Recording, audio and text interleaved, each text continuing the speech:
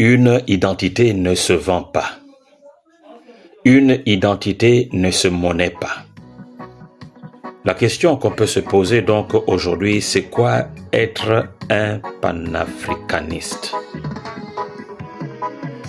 Regardez et comprenons tous bien qu'aujourd'hui, il ne peut pas y avoir de sous-Africains et des Africains souverains.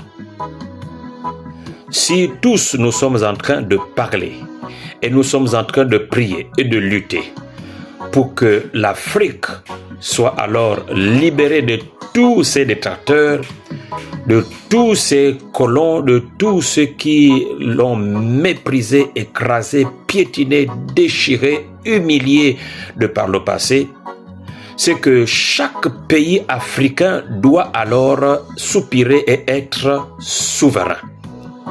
Il ne s'agit pas ici que certains pays africains puissent assujettir d'autres pays africains et que tous nous puissions dire que nous voulons la libération de l'Afrique, mais en ayant des esclaves africains.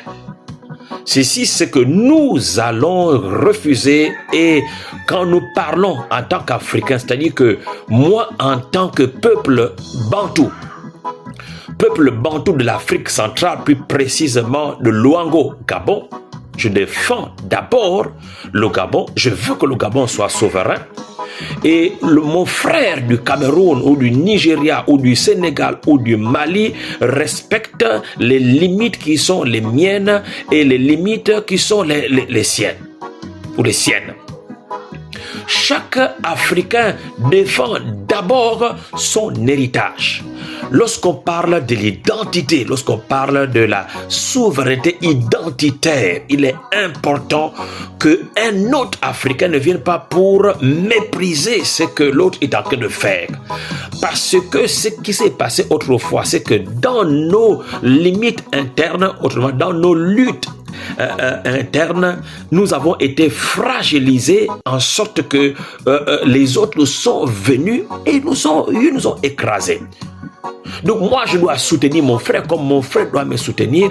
Et c'est à partir de là que quand nous sommes forts, chacun souverain dans sa partie, chacun se soutient, chacun soutient l'autre dans sa partie. Et alors nous pouvons être forts pour que lorsque l'adversaire viendra, eh bien, il nous trouve debout, forts, luttant et repoussant tout ce qui peut être venu contre nous.